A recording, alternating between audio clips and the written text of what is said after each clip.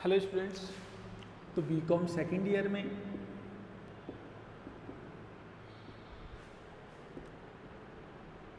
आज हम देखने वाले हैं ईएफएम पेपर 2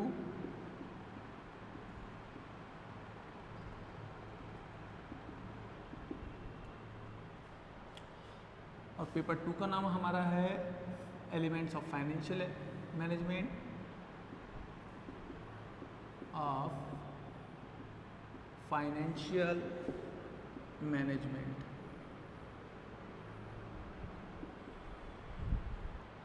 और इस पेपर में जो टॉपिक आज हम ले रहे हैं कैपिटल बस्टिंग। इससे पहले कैपिटल बस्टिंग के आपके एक दो वीडियो मिल चुके होंगे आपको।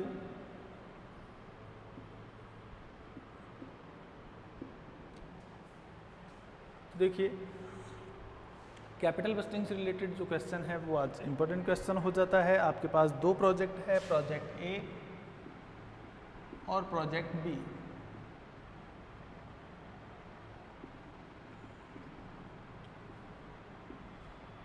और दोनों प्रोजेक्ट से रिलेटेड जो डिटेल है वो मैं आपके सामने रख रहा हूँ। तो देखिए, आपका जो कॉस्ट ऑफ मशीन है या आप इन्वेस्टमेंट जो कह सकते हैं 1,18,720 ये आपकी मशीन ए की कॉस्ट हो जाती है। मशीन बी के लिए जो कॉस्ट है वो 1,06,70 है। जो कैश इनफ्लोज है आपके पास, कैश इनफ्लोज जो आपको है first year, second year, third year और फोर्थ ईयर के लिए given, year first, second, third और फोर्थ, इसके लिए जो आपको कैश इनफ्लोज गिवन है वो है 1,20,000, 10,000 और फिर 10,000। ये आपके प्रोजेक्ट ए के लिए है। प्रोजेक्ट बी के लिए आपका हो जाता है 10,000, 10,000, 20,000, 10,000, 10,000, 20,000 और 1 लाख।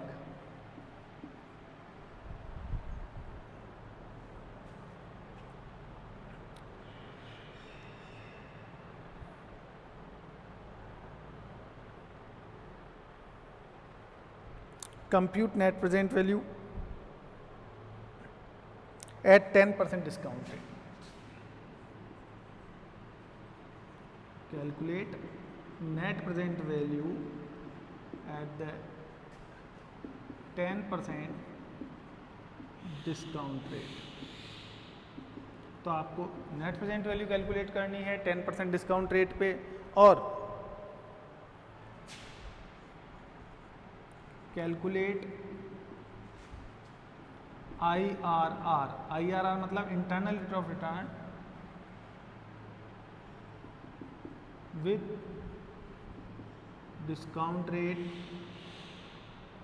10% and 12% per annum. तो देखिए, आपको IRR भी कैलकुलेट करनी है 10% और 12% से। And comment the result, and comment the result. तो देखिए, आपको रिजल्ट बताना है कि आप प्रोजेक्ट ए को चूज करेंगे या प्रोजेक्ट बी को चूज करते हैं। तो आपके पास मशीन है, कैश इनफ्लोज है first year, second year, third year, fourth year के लिए।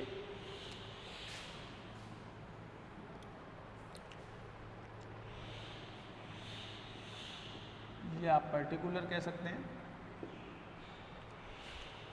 आपको नेट प्रेजेंट वैल्यू कैलकुलेट करनी है 10% डिस्काउंट रेट पे और IRR भी कैलकुलेट करनी है। तो देखिए, हम नेट प्रेजेंट वैल्यू के लिए स्टेटमेंट तैयार कर लेते हैं। Computation of net present value.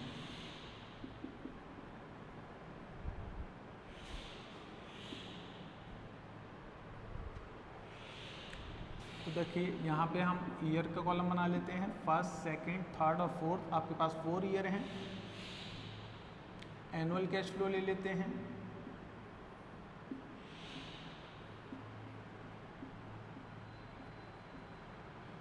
तो फर्स्ट ईयर के लिए जो आपका एनुअल कैश इनफ्लो है वो है 1 लाख, सेकेंड ईयर के लिए 20,000, थर्ड ईयर के लिए 10,000 और फोर्थ ईयर के लिए 10,000। पीवी फैक्टर अगर कैलकुलेट करें तो मैंने आपको 10% की रेट पे पीवी फैक्टर कैलकुलेट करना बताया था और उसके लिए फॉर्मूला बताया था 1/1 प्लस रेट। आप ये फॉर्मूला यूज़ कर सकते हैं। तो रेट आपकी हो जाती है 10% यानी कि 10/100, तो ये सॉल्व क्या आ जाएगी 0.10। तो 1/1 प्लस जब आप रेट करेंगे तो रेट हो जाती है आपकी 0.10। आगे जाके इसको सॉल्व करेंगे तो ये हो जाता है 1/1.10। तो ये आपका फर्स्ट ईयर का जो पीवी फैक्टर है वो कैलकुलेट कर सकेंगे आप 1/1.10 के थ्रू। तो ये आपका पीवी फैक्टर आ जाता है 0.909। अब जब आपको सेकंड ईयर का प्रेजेंट वैल्यू कैलकुलेट करनी हो तो आप इज इक्वल टू ये जो साइन है इसको फिर से प्रेस कर दीजिए, ये आ जाती है 0.826 सेकंड ईयर का प्रेजेंट वैल्यू। थर्ड ईयर के लिए सेम प्रोसीजर, फिर 0.751 और फोर्थ ईयर के लिए आपका पी फैक्टर हो जाता है 0.683। तो आप 10% के डिस्काउंट रेट पे इस तरीके से पीवी फैक्टर को कैलकुलेट कर सकते हैं। एनुअल कैश इनफ्लो को आप मल्टीप्लाई कर दीजिए पीवी फैक्टर से, तो आपके पास नेट प्रेजेंट वैल्यू आ जाती है।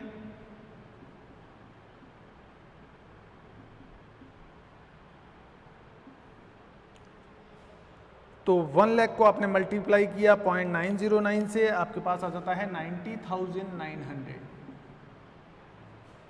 20,000 को मल्टीप्लाई किया आपने 826 से, तो आपके पास 16,520 अमाउंट आ जाता है। 10,000 को आप मल्टीप्लाई करेंगे 0.751 से, तो ये हो जाता है 7,510 और 6830। ये 10,000 को मल्टीप्लाई करता है 0.683 से, तो वैल्यू आ जाती है। ऐड कर लीजिए आप 90,900 प्लस 16,520 प्लस 7,510 और प्लस 6,830, तो आपके पास टोटल अमाउंट आ जाता है 1,21,760। इसे आप कहेंगे टोटल प्रेजेंट वैल्यू।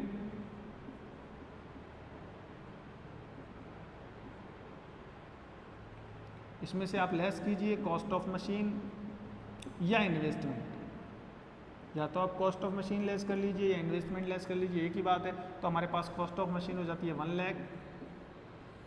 आपके पास जो नेट प्रेजेंट वैल्यू आएगी लेस कर दीजिए आप 121 में से आप लेस करेंगे 1 लाख को, तो आपके पास 21,760 ये जो आएगा इसे हम कहेंगे नेट प्रेजेंट वैल्यू।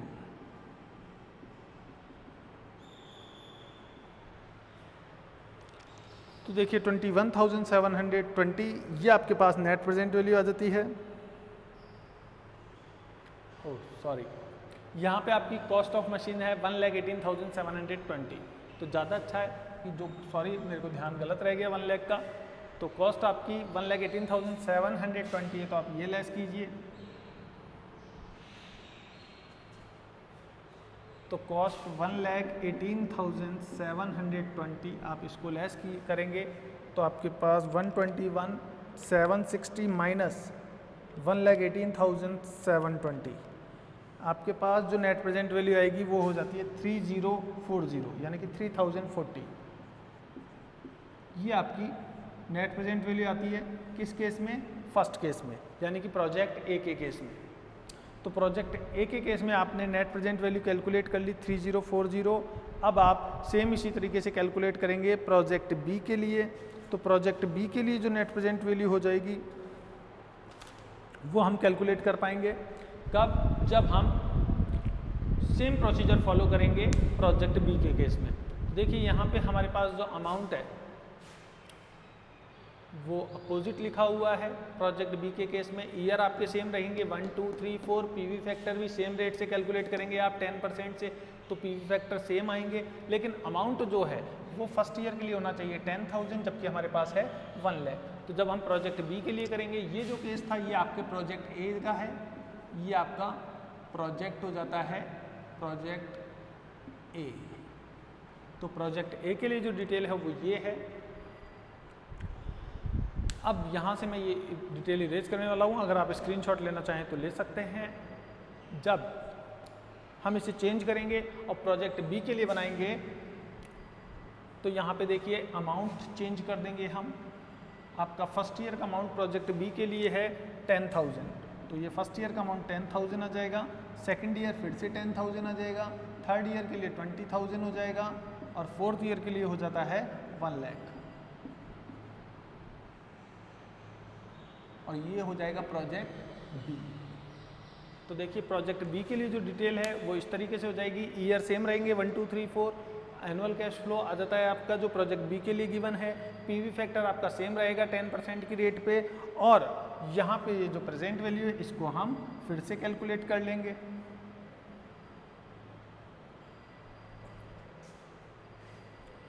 तो देखिए 10,000 को आप मल्टीप्लाई करेंगे 909 से, तो ये हो जाता है 9090।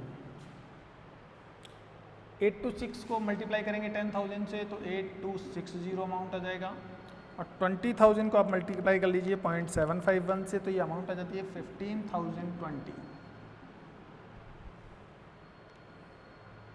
और 1 लाख को आप मल्टीप्लाई कर लीजिए 0.683 से, तो आपके पास 68,300। इन सब का टोटल कर लीजिए तो टोटल प्रेजेंट वैल्यू आ जाएगा आपके पास 8260 और 9090। तो आपके पास टोटल वैल्यू आ जाती है 1,670। इसमें से आप लेस कर दीजिए, सेम वैल्यू आ रही है 1,670।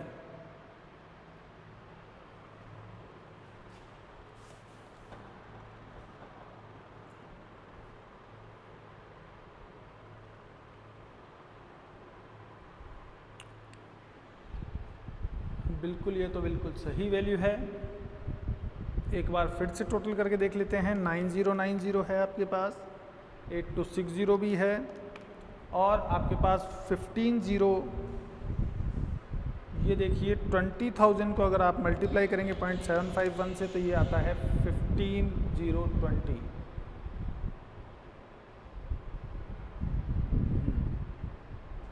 और 683 9090 प्लस 8260 प्लस 15,020 और 68,300, ये सब टोटल करते हैं तो 1,670 होता है। और आपकी मशीन प्रोजेक्ट बी की जो कॉस्ट है वो भी सेम कॉस्ट है, तो आपके पास जो वैल्यू बचेगी वो होगी नील, यानी कि नेट प्रेजेंट वैल्यू आपकी 0 हो जाती है।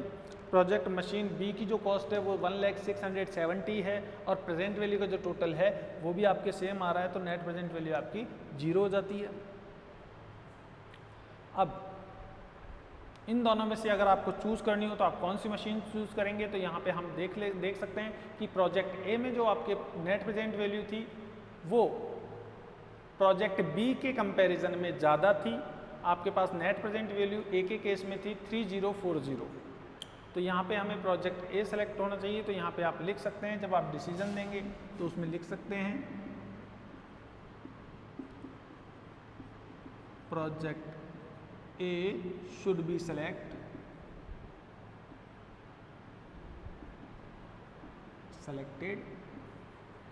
on the basis of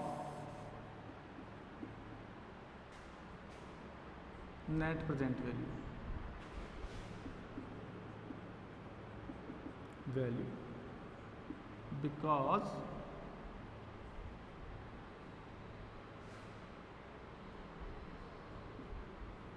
because net present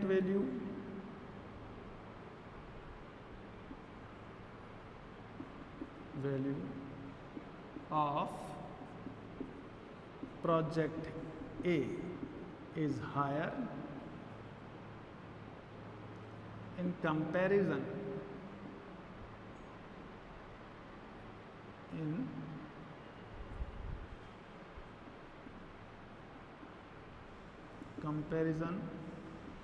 of project B. तो देखिए आप डिसीजन दे सकते हैं project A should be selected on the basis of net present value because net present value of project A is higher than project B. तो इस तरीके से आप डिसीजन दे सकते हैं। प्रोजेक्ट ए और प्रोजेक्ट बी में से आपको किसको सेलेक्ट करना है आपसे पूछा गया था। देखिए कमेंट द रिजल्ट, तो यहाँ पे हमने रिजल्ट भी दिया और कमेंट भी किया है। अब अगर हमें IRR कैलकुलेट करनी हो तो हम किस तरीके से कैलकुलेट करेंगे ये देख लेते हैं। और IRR से रिलेटेड मैं आपको बता दूं कि ये शायद फर्स्ट क्वेश्चन है जो आप देखेंगे, क्योंकि इससे पहले आपने IRR कैलकुलेट नहीं की है। तो देखिए हम देख लेते हैं कि IRR हम किस तरीके से कैलकुलेट करेंगे। प्रोजेक्ट ए के लिए हम पहले IRR कैलकुलेट कर लेते हैं।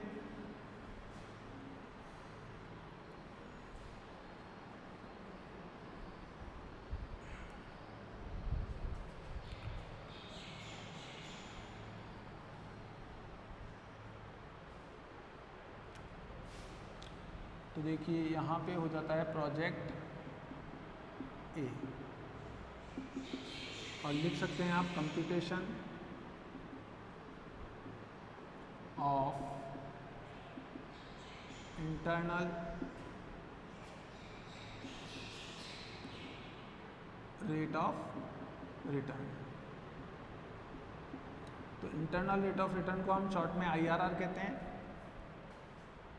और कैलकुलेट कैसे करनी है देखिए, आप फिर से ईयर लिख लीजिए 1, 2, 3 और 4, ये ईयर आपको गिवन है। आप एनुअल कैश फ्लो कैलकुलेट कर लीजिए, तो ये आपके पास है पहले से ही गिवन, एनुअल कैश इनफ्लोज, ये हमारे पास पहले से है। PV फैक्टर ले लीजिए आप 10% की रेट पे। सेकंड जो आपको रेट गिवन है क्वेश्चन में वो 12% है। अगर गिवन नहीं भी हो तो भी आप हायर डिस्काउंट रेट ले लीजिए। यहाँ पे अगर आपको सेम रेट एक रेट दी हुई है 10%, तो इससे हायर जो भी आप लेना चाहें 12%, 14%, 15%, कोई भी आप रेट ले लीजिए। 10% अगर एक रेट दी हुई है तो उससे हायर सेकंड रेट आप ले सकते हैं, 12%, 14%, 16%, 15%, जो भी आपकी इच्छा करे। और अगर आपको वो भी नहीं समझ में आती तो 10%, 20% ले लो हमेशा, तो भी आप कैलकुलेट कर पाओगे। तो 10% और 12% हमने ये डिस्काउंट रेट ली है। जो लोअर डिस्काउंट रेट है वो 10% आपकी कहलाएगी और जो हायर डिस्काउंट रेट है वो आपकी 12% कहलाएगी। फिर आप PV फिर प्रेजेंट वैल्यू कैलकुलेट कर लीजिए। प्रेजेंट वैल्यू ये 10% पे कैलकुलेट कर लेते हैं आप, और यहाँ पे आप प्रेजेंट वैल्यू कैलकुलेट कर लेते हैं 12% पे।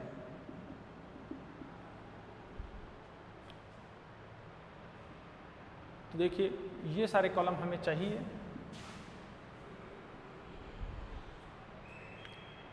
तो आपके पास फर्स्ट ईयर में जो कैश इनफ्लो था प्रोजेक्ट ए के लिए, यहाँ पे देखिए यहाँ प्रोजेक्ट ए के लिए आप तैयार कर रहे हैं। प्रोजेक्ट ए के जो आपको फर्स्ट ईयर के लिए कैश इनफ्लो गिवन है वो है 1 लाख। सेकंड ईयर के लिए कैश इनफ्लो हो जाता है आपका, या एनुअल कैश इनफ्लो हो जाता है, वो हो जाता है 20,000। थर्ड ईयर के लिए 10,000 और फोर्थ ईयर के लिए फिर से हो जाता है 10,000। तो यहाँ पे 1 लाख आपका फर्स्ट ईयर का कैश इनफ्लो है, सेकंड ईयर के लिए 20,000, थर्ड ईयर के लिए फिर से 10,000 और फोर्थ ईयर के लिए फिर से 10,000।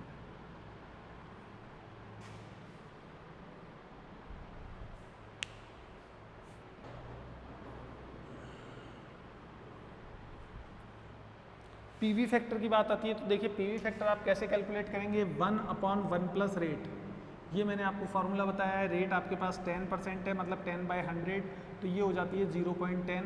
तो जब आप इसको सॉल्व करेंगे तो 1/1 प्लस रेट आ जाती है, यानी कि 0.10, और आगे जाके ये सॉल्व करके हो जाता है 1/1.10। तो 10% का PV फैक्टर आप इस तरीके से लेंगे। कैलकुलेटर पे आप कैलकुलेट कीजिए 1/1.10 और प्रेस कीजिए इक्वल टू को। तो देखिए फर्स्ट ईयर का प्रेजेंट वैल्यू आ जाता है 909। सेकंड ईयर के लिए फिर इक्वल्स टू को प्रेस कीजिए, ये वैल्यू आ जाती है 826। थर्ड ईयर के लिए जब आप प्रेस करेंगे तो ये 0.751 आएगी, और फोर्थ ईयर के लिए प्रेस करेंगे तो ये हो जाती है 0.683। सेम इसी तरह आप 12% की कैलकुलेट कर सकते हैं। तो फॉर्मूला हो जाता है 1/1.12, क्योंकि 12% हो जाता है 0.12, 12/100 करेंगे तो ये आपकी हो जाती है 0.12। 1 में आप ऐड कर दीजिए तो ये 1.12 हो जाएगी। तो 1/1.12 जब आप करेंगे तो फर्स्ट ईयर की जो वैल्यू आएगी वो PV फैक्टर आता है 0.892। सेकेंड ईयर के लिए ये आ जाएगा 0.797। थर्ड ईयर के लिए ये आ जाती है 0.711 और फोर्थ ईयर के लिए आ जाएगी ये 0.735। यहाँ पे आप इसको 12 कर दीजिए। तो देखिए हमने 10% और 12% दोनों के लिए पीवी फैक्टर कैलकुलेट कर लिए हैं। अब जब हम 1 लाख को मल्टीप्लाई करेंगे 10% के पीवी फैक्टर से, तो 10% का पीवी फैक्टर से मल्टीप्लाई करने के बाद 0.909 इंटू 1 लाख, ये आपका हो जाता है 0.909 इंटू 1 लाख, ये आपके पास हो जाता है 90,900। 20,000 को मल्टीप्लाई करेंगे 0.826 से, तो ये आपके पास हो जाता है 16,520। ये आपके पास हो जाएगा 7510 और 10,000 को आपने इससे इंटू किया तो 6830। आप टोटल कर लीजिए तो आपके पास प्रेजेंट वैल्यू आ जाएगी 90,900 प्लस 16,520 प्लस 7510 प्लस 6830। ये आपके पास हो जाता है 1,21,760।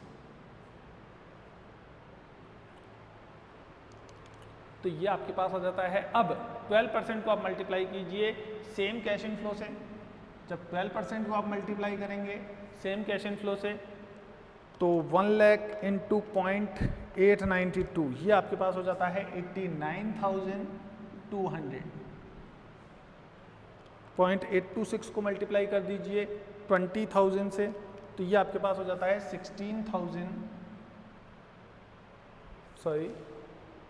0.797 को मल्टीप्लाई कीजिए 20,000 से, तो ये आपके पास हो जाता है 15,940। और 10,000 को जब आप इंटू करेंगे 712 से, तो ये हो जाएगा 7120 और 735 को आप इंटू करेंगे 10,000 से तो 7350। सबका टोटल कर दीजिए तो 89,200 प्लस 15,940 और प्लस 7120 और 7350, ये सब टोटल हो जाता है 1,19,610। तो देखिए जो वैल्यू ज़्यादा है उसे आप P1 नाम दे देते हैं, जो कम है उसे P2 नाम दे देते हैं। तो आपके पास 1,19,000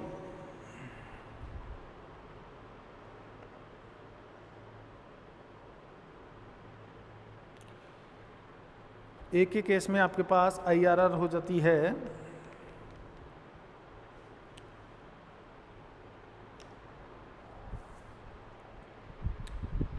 देखिए P1 है हमारे पास, तो यहाँ पे आपने P1 और P2 कैलकुलेट कर लिया है। IRR के लिए आप फार्मूला यूज़ कर लेंगे।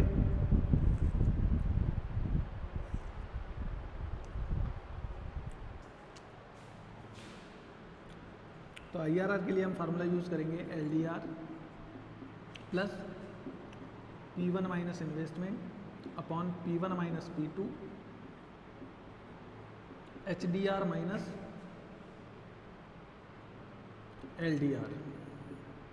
ये P1 हो जाता है, ये हो जाता है P2। अब देखिए यहाँ पे LDR का क्या मतलब है, तो मैं आपको LDR का मतलब बता देता हूँ। ये है लोअर डिस्काउंट रेट।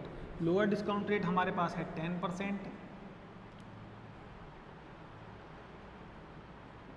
प्लस आगे ले लेते हैं P1, तो ये हमारे पास आ जाता है 1,21,760 माइनस कर दीजिए आप इन्वेस्टमेंट, तो हमारे पास इन्वेस्टमेंट था 1,18,720। अब P1 माइनस P2 करेंगे तो P1 हमारे पास हो जाता है 1,21,760 डिवाइड की माइनस कीजिए आप 1,19,610 का, और HDR माइनस LDR, तो हायर डिस्काउंट रेट हमारे पास 12% है और लोअर डिस्काउंट रेट है 12%, तो यहाँ पे 12 माइनस 10 हो जाता है। और जब इसको आगे सॉल्व करेंगे तो ये 10% प्लस, लेकिन यहाँ पे ज़्यादा बढ़िया रहेगा अगर हम एक बार फिर से टोटल कर लें तो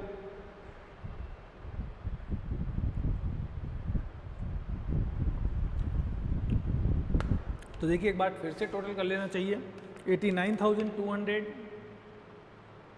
प्लस 15,940 प्लस 7120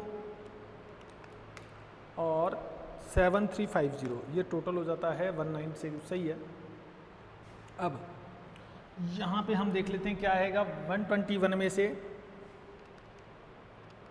आप लेस कर दीजिए 1,21,760 माइनस कर दीजिए आप 1,18,720, तो ये आपके पास 3040 आ जाता है। और 121,760 में से आप लेस कर दीजिए 119,610, तो ये 2150 आ जाता है। यहाँ पे आपके पास हो जाता है ब्रैकेट में 12 माइनस 10, तो ये 2 हो जाता है, कोई साइन नहीं है तो इनटू हो जाएगा 10% प्लस। अब ये देखेंगे हम 3040 को आपने मल्टीप्लाई किया 2 से और डिवाइड किया 2150 को, तो ये आपके पास आ जाता है 2.82, तो टोटल रेट आपकी आ जाती है 12.82%। तो यहाँ पे आपके पास जो IRR आएगी वो आपके पास हो जाती है 12.82% ए के लिए। इसे आप मेंशन कर देंगे या अपने पास लिख के रख लेंगे। तो देखिए हम यहाँ पे इसको रख लेते हैं, जिससे हमें ध्यान रहे कि प्रोजेक्ट ए के लिए जो IRR हमने कैलकुलेट की है वो कितनी की है।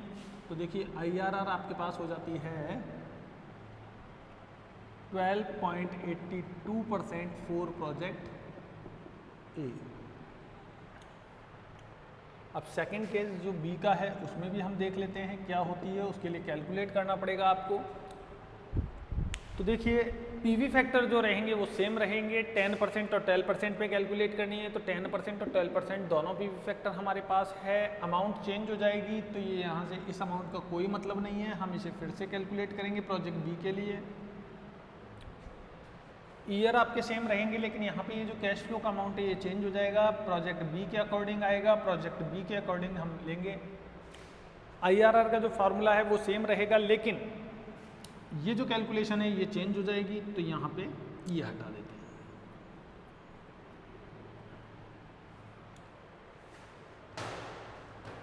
तो देखिए ऊपर डिटेल में यहाँ पे ए की जगह बी आ जाएगा। सबसे पहले कि जो कैलकुलेशन हम कर रहे हैं वो किसके लिए कर रहे हैं, प्रोजेक्ट बी के लिए। तो computation of internal rate of return ये सही है, ईयर हो गए आपके पास। अब एनुअल कैश इन फ्लो की बारी आती है, तो प्रोजेक्ट बी के लिए जो कैश इन फ्लो है वो 10,000, 10,000, 20,000, 1 लाख। तो देखिए फर्स्ट ईयर के लिए आपका कैश इन फ्लो है 10,000, सेकेंड ईयर के लिए फिर से 10,000, थर्ड ईयर के लिए 20,000 और फोर्थ ईयर के लिए है 1 लाख। तो ये आपने कैश इन फ्लो लिख दिया है प्रोजेक्ट बी के लिए।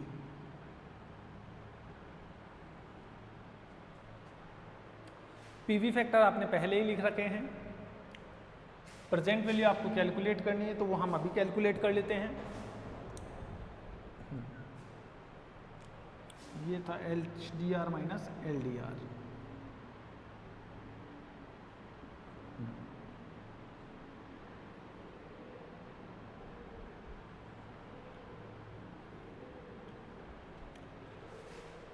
तो देखिए सबसे पहले आपने 10,000 को मल्टीप्लाई किया 909 से, तो ये हो जाता है 9,090।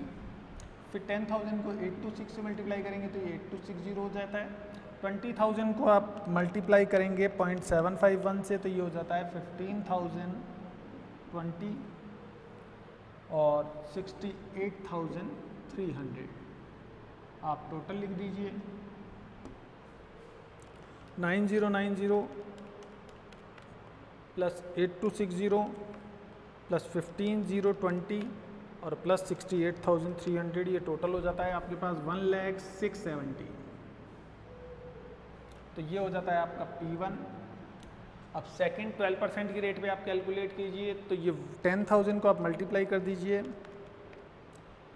0.892 से, तो ये आपके पास हो जाएगा 9,990।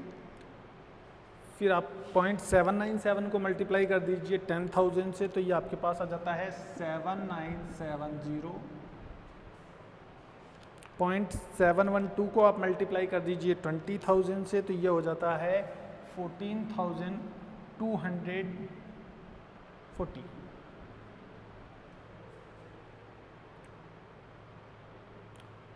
तो 14,240 हो जाता है ये। एक बार फिर से मल्टीप्लाई करके देख लीजिए, 20,000 इंटू 0.712 बिल्कुल 14,240 है, और 1 लाख को मल्टीप्लाई करेंगे लास्ट फिगर 0.735 से, तो ये हो जाता है 73,500। टोटल कर दीजिए आप इन सब का,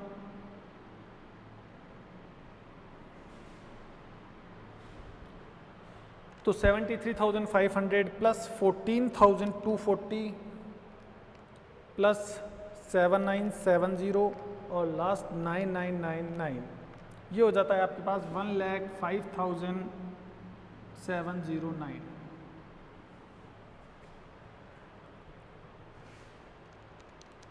अब देखिए P1 माइनस, अगर P1 माइनस P0 करें तो हमारे पास P1 है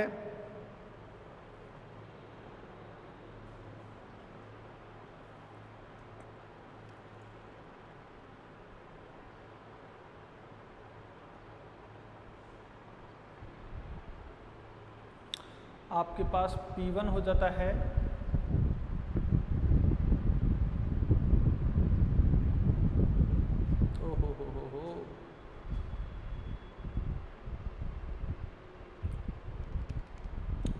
यहाँ पे देखिए, एक बार आप पीवी फैक्टर चेक कीजिए। पीवी फैक्टर जब हम चेक करेंगे तो 1/1.12, फर्स्ट ईयर के 892, सेकेंड ईयर के लिए 797, थर्ड ईयर के लिए 711 और फोर्थ ईयर के लिए 635 होता है ये। ओहो, इसका मतलब प्रोजेक्ट ए के लिए भी हमें जो IRR है वो फिर से कैलकुलेट करनी पड़ेगी, क्योंकि प्रोजेक्ट ए में जो हमने पीवी फैक्टर लिया है वो यहाँ पे 635 की जगह 735 लेके कर लिया है। तो आप यहाँ पे सही पीवी फैक्टर लीजिएगा 635। तो हमने यहाँ पे ये पॉइंट जो है ये 635 की जगह 735 ले लिया है, इसलिए जो IRR कैलकुलेट हुई होगी वो निश्चित रूप से रॉन्ग हुई होगी। तो हम इसको यहाँ पे प्रोजेक्ट ए के लिए अभी दोबारा कैलकुलेट कर देंगे। फिलहाल प्रोजेक्ट बी के लिए हम देख लेते हैं। तो प्रोजेक्ट बी के लिए जब हम देखेंगे तो आप देख सकते हैं कि 635 को आप 1 लाख से मल्टीप्लाई करेंगे तो 1 लाख मल्टीप्लाई बाय 0.635, ये हो जाता है आपका 63,500। तो ये आपका 95 हो जाएगा शायद, 10,000 का ही तो डिफरेंस है, तो ये 95 हो जाएगा। एक बार फिर से कैलकुलेट कर लेते हैं, 997970 प्लस 14,240 और 63,500, तो 95,709। ठीक है, ये आपका P1 हो जाता है, ये आपका P2 हो जाता है। P1 अगर हम देखें तो ये आ जाएगा आपका 1,06,70 माइनस इन्वेस्टमेंट भी शायद आपका सेम था, 1,06,70 है। P1 माइनस P2 करेंगे यानी कि 1,06,70 माइनस 95,709 और यहाँ पे हायर माइनस लोअर, तो ये हो जाती है आपके पास 12 माइनस 10, क्योंकि यहाँ पे हायर डिस्काउंट रेट आपके पास 12 है और ये लोअर आपके पास 10% है, तो ये HDR हो जाती है और ये हो जाती है LDR, लोअर डिस्काउंट रेट। तो यहाँ पे LDR का मतलब है लोअर डिस्काउंट रेट 10% और HDR का मतलब है हायर डिस्काउंट रेट 12%। जब आप इसको सॉल्व करेंगे तो आपके पास जो फिगर आएगा 10 प्लस, अब देखिए 1 लाख इसमें से ये जाएगा तो ये 0 हो जाता है, और 1,06,70 माइनस 95,709 करेंगे तो ये आपके पास हो जाता है 4,961, ये 2 आ जाएगा। और जब आप इसको सॉल्व करेंगे तो ये हो जाता है 10 प्लस 0 ही होगा, तो आगे जाके आपकी जो रेट रहेगी वो 10% ही रहेगी। तो यानी कि इस केस में जो IRR है वो आपके 10% आ जाती है फॉर प्रोजेक्ट बी। अब देखिए प्रोजेक्ट ए की जो IRR थी वो 12.82% नहीं थी। क्यों नहीं थी? क्योंकि यहाँ पे जो आपने लिया था फिगर वो 735 ले लिया था, जबकि आपको लेना था 635। तो हमें प्रोजेक्ट बी की जैसे आपने IRR कैलकुलेट की है, ठीक उसी तरीके से प्रोजेक्ट ए के लिए आपको IRR कैलकुलेट करनी होगी। तो प्रोजेक्ट ए के लिए जो IRR तैयार करेंगे हम वो एक बार फिर से देख लेते हैं। तो तो फॉर्मूला आपका यही रहने वाला है। प्रोजेक्ट बी के लिए आपने IRR देख ली 10% आई है।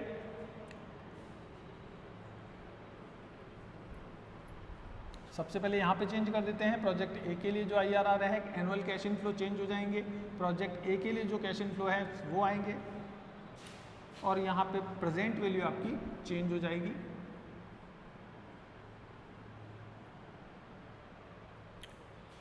तो देखिए प्रोजेक्ट ए के लिए जो कैश फ्लो है आपके पास 1,20,000 10,000 10,000 है, तो ये 1 लाख आ जाता है आपका, फिर 20,000, फिर 10,000 और फिर से 10,000। 1 लाख को आप मल्टीप्लाई करेंगे 909 से तो ये हो जाता है 90,900। 20,000 को आप मल्टीप्लाई करेंगे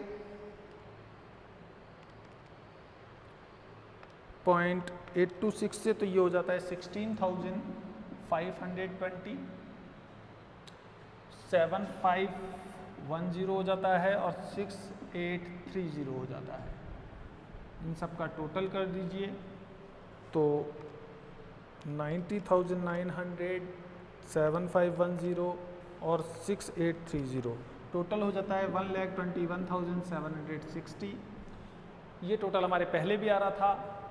प्रॉब्लम थी यहाँ पे हमने पीवी फैक्टर जो ले लिया था वो 735 ले लिया था, जबकि होना था 635। तो इसकी वजह से प्रोजेक्ट ए का जो हमारे पास पहले IRR कैलकुलेट किया था वो निश्चित रूप से रॉन्ग रहा होगा।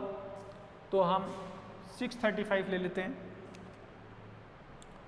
तो देखिए 0.892 को मल्टीप्लाई करेंगे आप 1 लाख से, ये आपके पास हो जाता है 89,200। 0.797 को आप मल्टीप्लाई करेंगे 20,000 से तो ये हो जाता है 15,940। 10,000 को आप मल्टीप्लाई करेंगे 7,120 से और 10,000 को मल्टीप्लाई करेंगे 6,350। तो ये हो जाता है आपके पास फिगर। अब आप ऐड कर लीजिए 89,200 प्लस 15,940, 7,120 और 6,350 टोटल हो जाता है 1,18,610।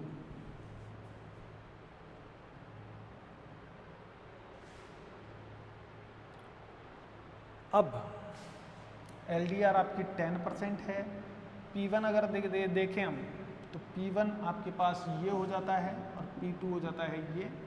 जो लोअर डिस्काउंट रेट से आएगा वो P1 होगा और जो हायर डिस्काउंट रेट से आता है वो P2 हो जाता है। तो P1 हमारे पास हो जाता है 121,760। इसमें से लेस करेंगे इन्वेस्टमेंट प्रोजेक्ट ए का, तो ए का इन्वेस्टमेंट है 1,18,720। 1,18,720 को लेस कर देंगे, डिवाइड करेंगे हम P1 माइनस P2। तो P1 है हमारे पास 121,760 माइनस P2 है 1,18,610 और यहाँ पे आ जाता है 12 माइनस 10। आगे जाके ये 10 प्लस, अब देखिए 121,760 में से आप लेस कर दीजिए 1,18,720 को, तो ये आपके पास हो जाता है 3040 डिवाइडेड बाय 121,760 माइनस 1,18,610 यानी कि 3,150 का डिवाइड कर दीजिए और यहाँ पे 2 आ जाएगा 12 माइनस 10। जब आप इसको सॉल्व करेंगे तो आपका आंसर आ जाता है 3040 इंटू 2 डिवाइडेड बाई 3,150। तो ये हो जाता है 10 प्लस 1.93 यानी कि 11.93%। तो देखिए IRR जो आई आपकी वो हो जाती है 11.93% या 12% भी कह सकते हैं आप, 11.93 और 12%। तो प्रोजेक्ट ए के केस में जो आपकी IRR है वो ज़्यादा है। आप देख सकते हैं IRR आपको फर्स्ट केस में प्रोजेक्ट ए के केस में आपकी IRR ज़्यादा आ रही है और प्रोजेक्ट बी के केस में आपकी जो IRR है वो कम आ रही है। तो जहाँ पे हमारी IRR ज़्यादा होगी हम उस प्रोजेक्ट को सेलेक्ट करते हैं। तो हमारे पास जो प्रोजेक्ट सेलेक्ट होना चाहिए वो प्रोजेक्ट ए सेलेक्ट होना चाहिए, क्योंकि इसकी जो IRR है वो ज़्यादा है। तो आप फिर से डिसीजन दे सकते हैं। तो यहाँ पे हम डिसीजन बता देते हैं आपको क्या होना चाहिए आपका decision.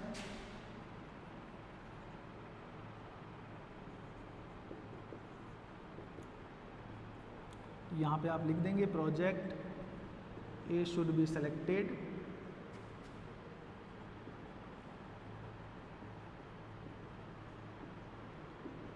on the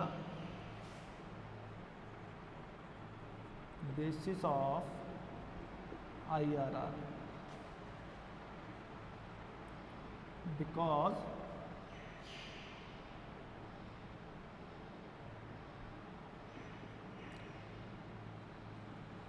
internal rate of return